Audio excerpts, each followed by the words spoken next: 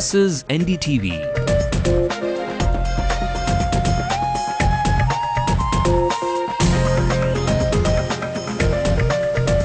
And you're watching Ndtv-Hindu.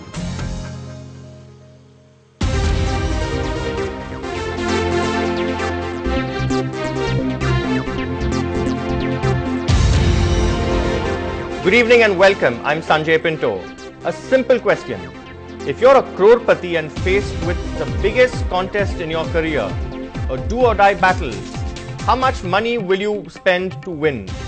Officially, if you are allowed to shell out 16 lakh rupees, would you shell out only about half or even a quarter of that ceiling? Now, here exactly is where you need to hold your breath.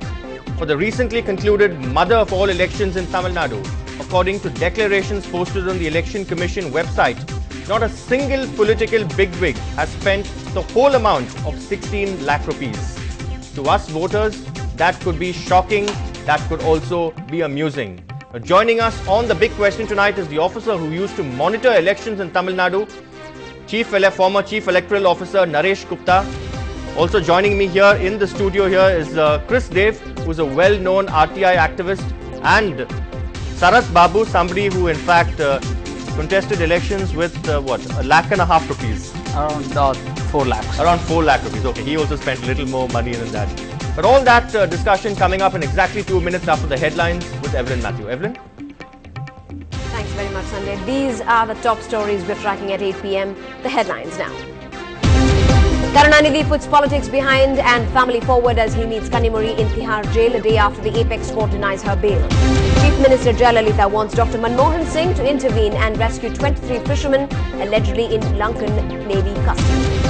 Yet another reshuffle of officials. This time Rajesh Lakhoni and Swaran Singh feature in the 28 new postings. They were sanctioned 16 lakh rupees each, but in these inflationary days our politicos seem to have spent much less.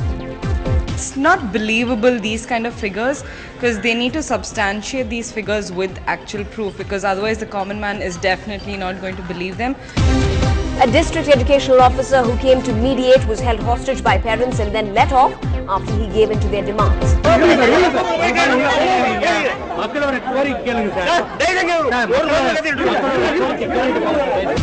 Meet MLA Nalathambi, who says problems in his constituency are neither new nor unmanageable. Ilayya Thalapathy Vijay's birthday wish list to all fans: pledge eyes, donate blood.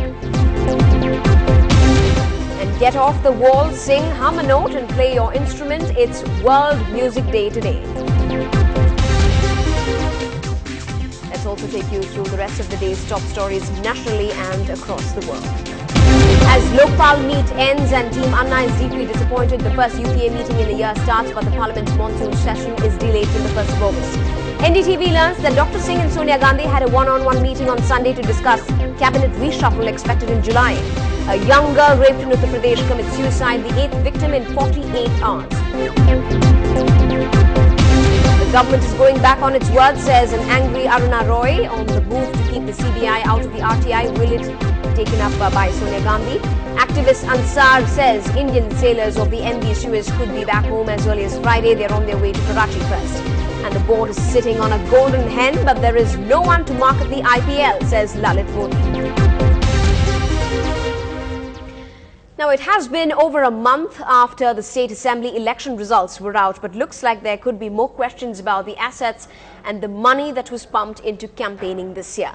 The Election Commission released details of poll expenditure of the winners in all of the 234 Assembly constituencies today. And by the looks of it, this Jayalalitha, the Chief Minister, spent 9.5 lakh rupees, closely followed by the DMK's General Secretary K. Anbaragan, who has emptied over 8,45,000 rupees into his constituency, Vilibakam.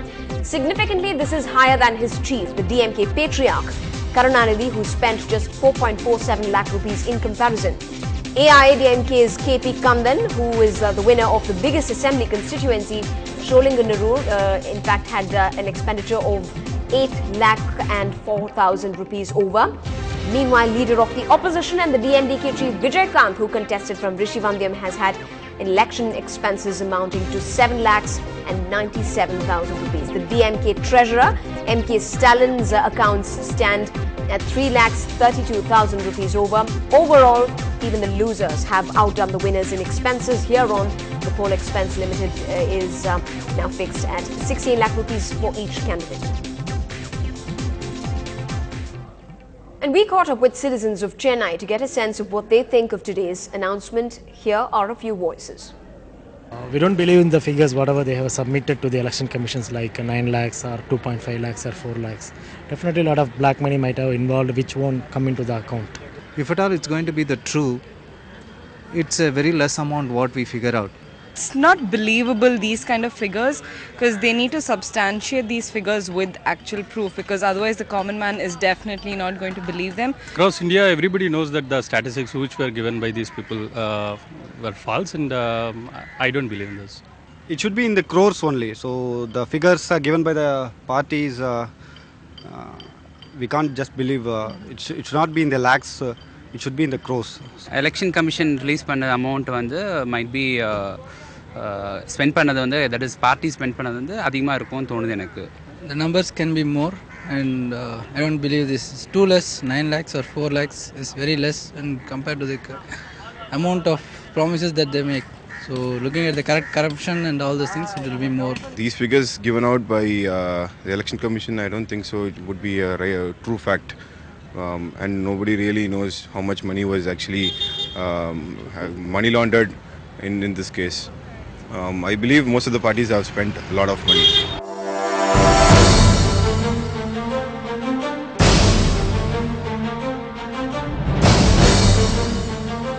So if all of that has sparked a question in your mind, over to our executive editor, English News, Sanjay Pinto, for the big question tonight. Thank you, Evelyn. As we said earlier, we've got Mr. Naresh Gupta, former Chief Electoral Officer of Tamil Nadu, who joins us from our studio in the Hindu office. And with me here in our studio here is Chris Dev. In fact, he's also the founder of Transparency and Accountability Network, and Sharat Babu, an independent candidate. Sharat, on a lighter note to you first, do you feel suitably powerful now that you know that Karunanidhi spent just a little over what you spent for the election? Not at all. I know for sure those figures are not true. All right. But on a more serious note, Chris, to you first. Now, we were told, at least it was reported extensively, that when first-time seekers of tickets for the election were interviewed by their respective parties, the first question many of them were asked is, how much can you cough up for the election campaign? And those who said that they could cough up about 3 crore rupees, which is more than 18 times the official prescribed limit of 16 lakh rupees, some of them managed to get tickets. Now, after all this has come out in the public domain, here comes this declaration. Would you, as a Transparency and Accountability Network professional, take this with a barrel of salt? Certainly, it sounds like a joke, a big joke on the citizens. In fact, like there must be a very, very close and serious audit to be conducted. This has been impressed upon the Chief Election Commissioner, Dr. Qureshi, when he was here in Chennai, and they said that they are setting up an exclusive team to monitor the expenses. But nowhere it appears that they are closely monitored. There have been several seizures. Let me bring in Mr. Naresh Gupta. Mr. Gupta, thank you very much, sir, for joining us. Now, we know the amount of money that was seized during this amount of cash running into several crore rupees that was seized during this big election. We know what happened also in previous by-elections. Now, where exactly is the catch, sir? Do we probably have we lost sight of some little asterisk at the bottom of that website which says probably like discount sales conditions apply? Actually, there are two types of election expenditure. One is the permitted one on the campaigning, the other one is the illegal expenditure. For example, bribing of voters or giving them liquor, etc. is illegal expenditure. But even the other one has to be, of course, within permissible limits. Now, what possibly has happened is that this illegal expenditure, it's difficult to account for, in the sense that obviously it is checked. If it is checked, cases might be booked, that is, if someone is caught in the process of distribution, then cases might be booked, and therefore the further flow of money gets arrested. So that would not have been reflected in the accounts.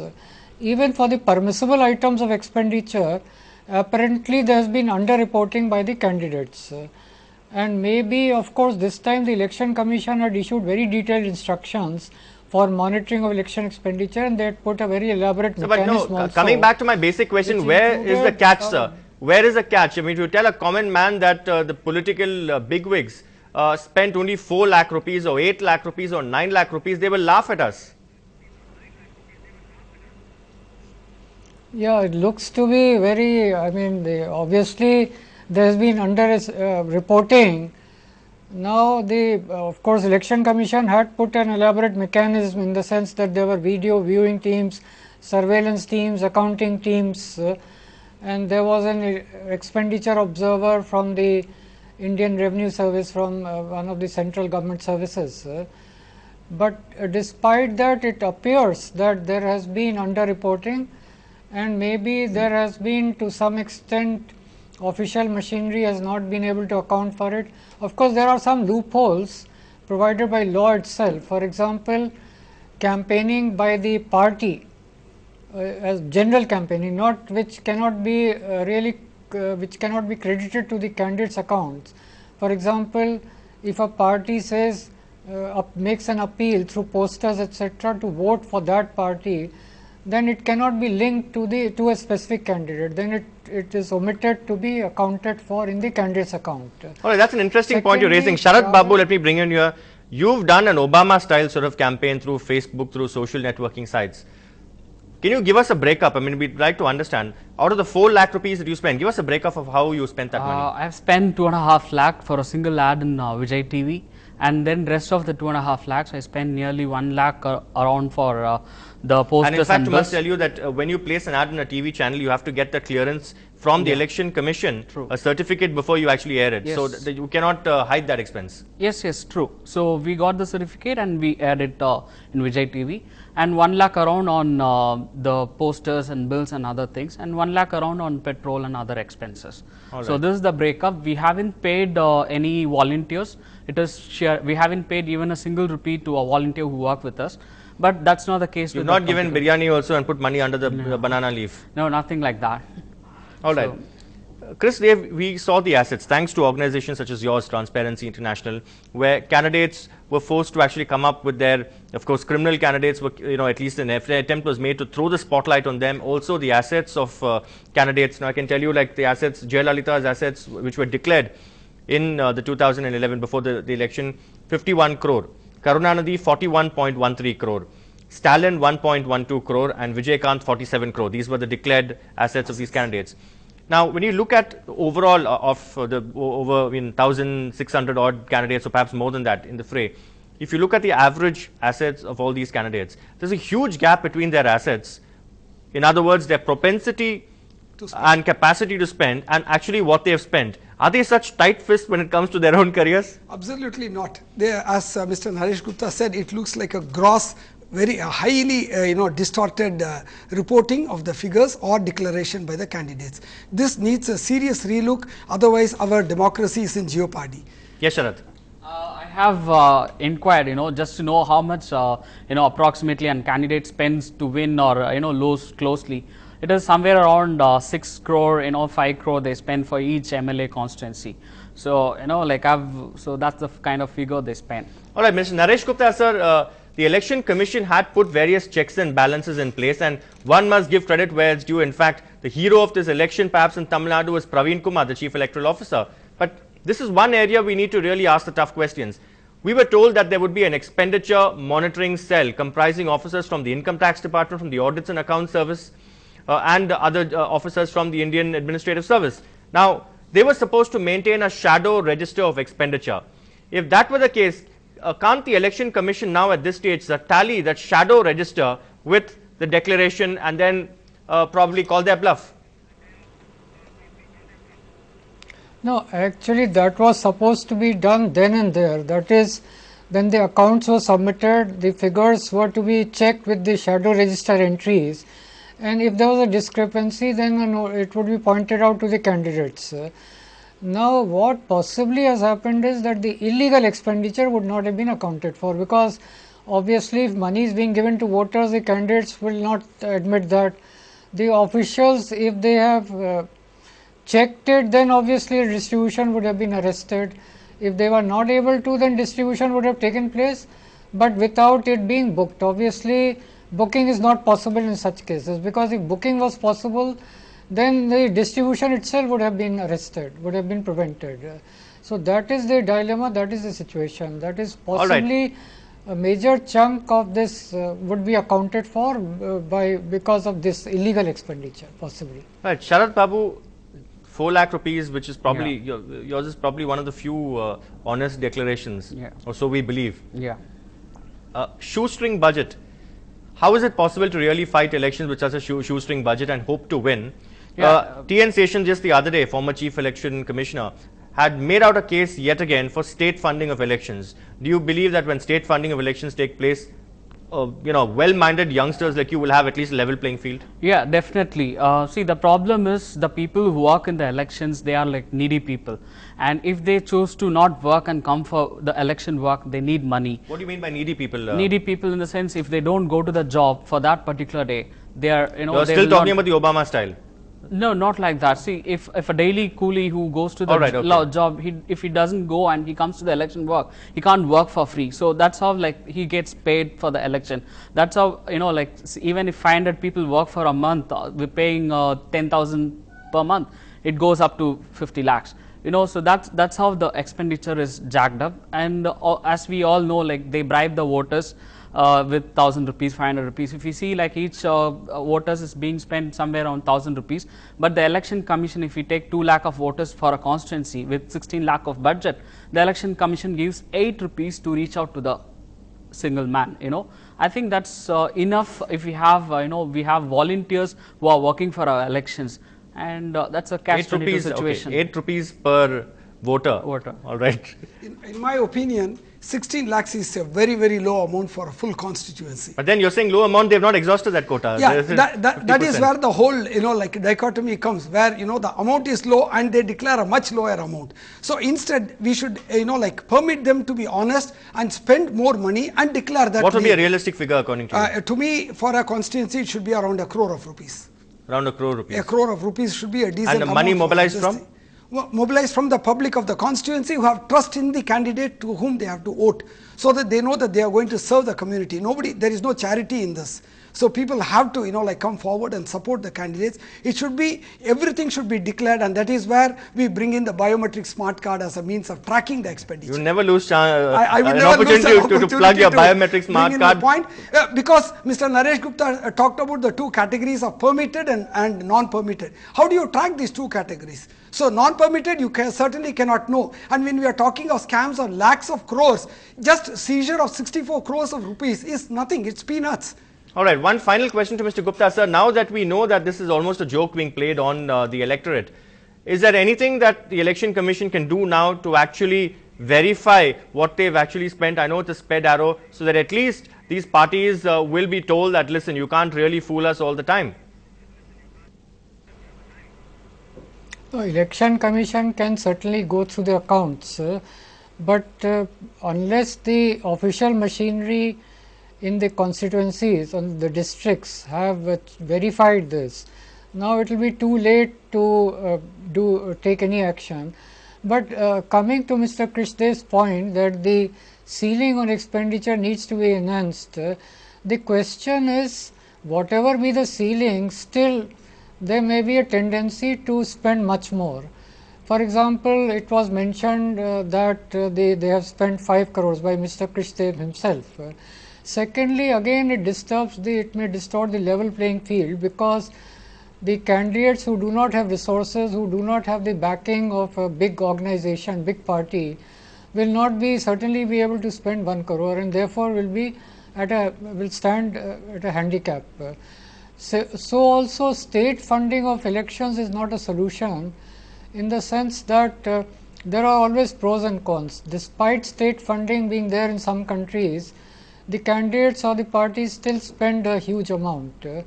So again, and then the other problem is it will be a big drain on the exchequer, whether central or state, or both the central and the state governments. So that also is and also how does one monitor whether the amount is really being spent for election expenditure? All right. So this question had been considered by several committees earlier also. All right. Thank you very much, Mr. Gupta, for joining us. I think he has the freedom now to speak his mind, which he didn't probably have when he was Chief Electoral Officer, at least to come on television shows regularly. We really appreciate your presence and your time, sir. Thank you very much. Thank you very much, Chris and Sharat Babu. And next election, how much will you spend? I will not cross the limit. You will not cross the limit. So you would probably, even if a fourfold jump will still be within the limit. Yeah. All right. Thank you very much, Sharat, as well. Evelyn, it's back to you. Thanks very much. Let's just get on with some of the state's news now. It was yet another emotional reunion between an indulgent father and his favourite daughter when Karunanidhi met Kannimozhi at the Tihar jail today, where she has been held for more than a month now. Mr. Karunanidhi met his daughter, the former Telecom Minister A. Raja, and Kalangnia Television's Managing Director Sharat Kumar at Tihar today at the reception area of jail number 6. A meeting with his daughter also took place separately, which went on for over an hour's time. Now, this comes a day after the accused in the 2G scam, Kannimozhi, was refused bail by the Supreme Court just yesterday. The DMK leader is on a 2-day trip, and on his visit to Tihar was also accompanied by his wife Rajati Ammal, who is currently camping in the capital. Kannimozhi's husband Arvindan also joined them. This is the DMK patriarch's second visit in Delhi after Kannimozhi was sent to the Tihar jail on the 20th of May. Although Kannimozhi's bail was dismissed, she does have the option of filing a bail with the trial court and could claim leniency using Section 437 after charges are filed. Moving on to some more state-related news, despite the many assurances over diplomatic talks and the relations with our neighbouring island nation Sri Lanka has come up in the past few months, there still seems to be turbulence over at the high seas. The Sri Lankan Navy captured 5 boats and 23 Indian fishermen from Rameshwaram early this morning, arrested over charges of trespassing into Lankan waters. The men are expected to be released after due legal procedures, but until now, fisheries officials have been in the process of identifying the arrested, but this is the 3rd such incident in the recent past. Meanwhile, Tamil Nadu's Chief Minister Jayalalitha has urged Prime Minister Dr. Singh to intervene and secure the release of the 23 Indian fishermen, saying frequent incidents of arrest and detention of fishermen crossing the international maritime boundary line was a vexatious issue and was becoming worrisome. In the letter, Amma has said, and I quote, "I am distressed to note that the Sri Lankan Navy has again taken into custody 23 fishermen along with 5 boats because they strayed accidentally in Sri Lankan waters. I seek your kind intervention in this issue and request you to ensure that the Sri Lankan government releases the fishermen immediately." Unquote. When we come back, we introduce you to an MLA who started with a humble innings but has earned his way into Fort St. George today.